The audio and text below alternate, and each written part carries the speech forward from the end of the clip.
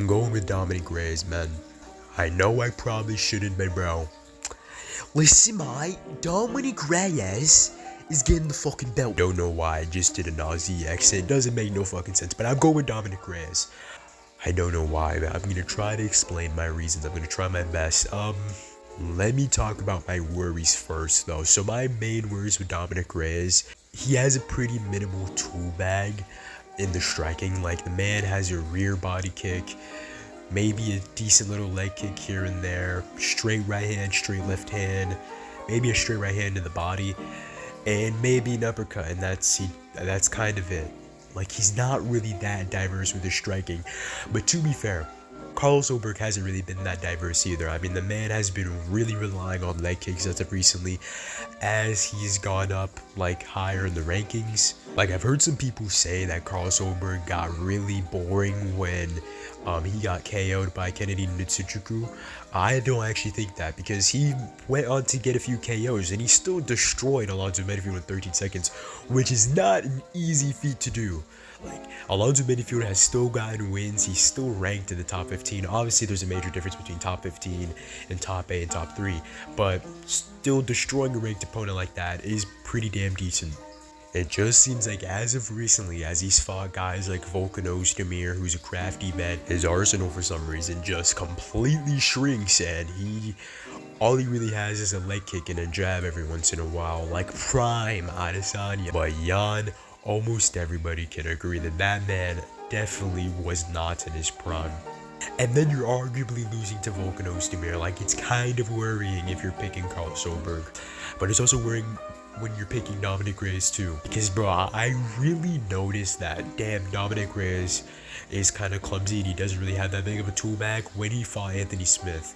Now obviously after the first round, Dominic Reyes beat the shit out of Anthony Smith because Anthony Smith did his little turtle curling up thing, but in the first round it was actually kind of close in like the first few minutes.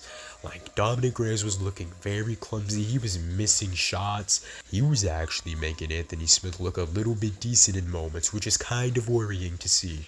Making it Anthony Smith and it looks somewhat like a capable fighter is kind of terrifying to see.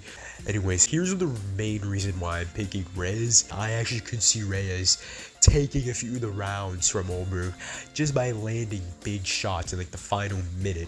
Kind of like how Chito Vera was against Rob Font. Very specific, I know, but it's because I just rewatched that fight, that's why. So yeah, I'm going to go with Dominic Reyes. I'm going to go with him.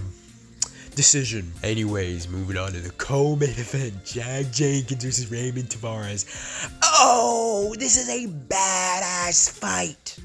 Listen, if you're in Australia, you're paying $3,000 to Nah, bro, who the fuck is paying 3,000 bones for this shit, bro? What the fuck? I'm going with Raymond Tavares. I don't know who the fuck to go with. I'm going with Raymond Tavares, I guess. I don't know. Next, we have Jimmy Crute versus Ivan Ersland. I am sick. My nose is stuffy. Shit. I'm gonna go with Jimmy Crute because Ivan Ersland is completely dog shit. But since Neil Magny looked decent, I'm going to go with Jake Matthews by a pretty clear 29-28. That's what I'm gonna go with there. Next, we have Tom Nolan versus Charlie Campbell. People forget about Charlie Campbell, man.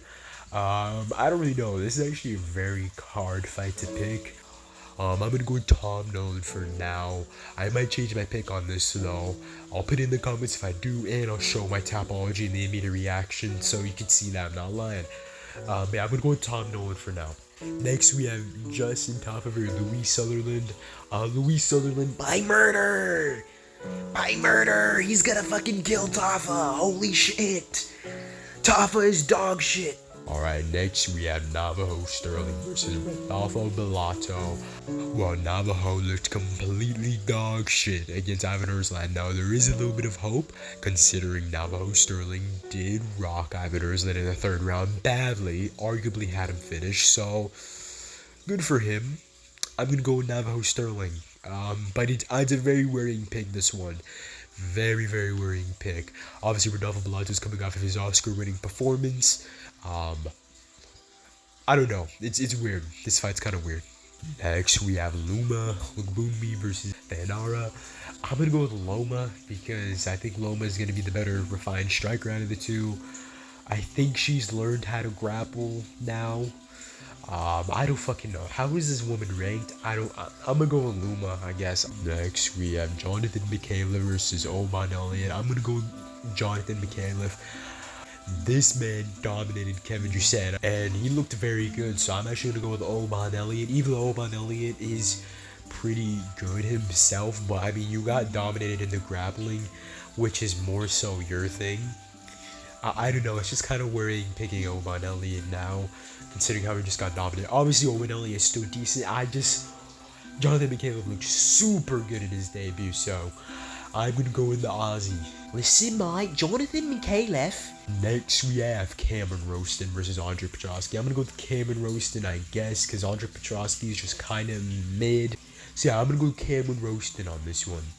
Next, we have Colby Thicknees versus Josias Musasa. I would go with Colby Thicknees because this man actually looked decent against Alexandre Topuria on like very short notice, extremely short notice.